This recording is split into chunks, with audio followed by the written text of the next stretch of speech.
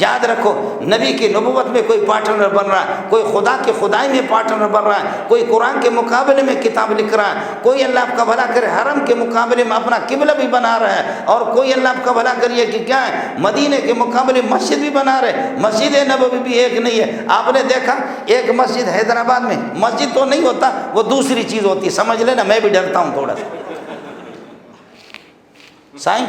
سائیں آپ لوگ سمجھ گئے؟ سمجھے نہیں؟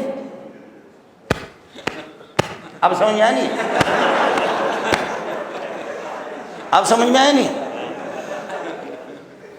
ان کی کوئی بارگاہ تھی، بارگاہ سمجھے، اس پہ لکھا ہوا مسجد نبوی، اس پہ لکھا ہوا مسجد نبوی۔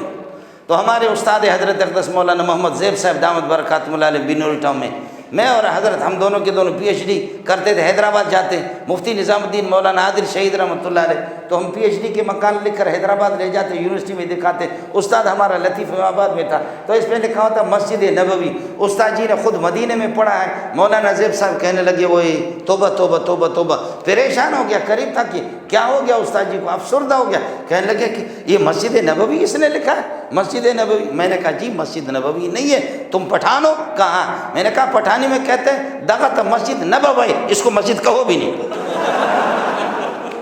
تم پٹھان ہو؟ آپ کو پٹھانی کہاں آتی ہے؟ آپ اگر پٹھان ہوتے تو یہی کہتے ہیں، اس کا مطلب دغت مسجد نبوی، یہ مسجد نہیں تھا، اس کو مسجد کہو بھی نہیں۔ سمجھے؟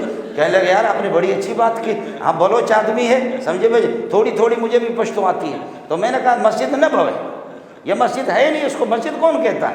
مسجد کی شکل الگ ہوتی ہے، یہ چیز ہی الگ ہے۔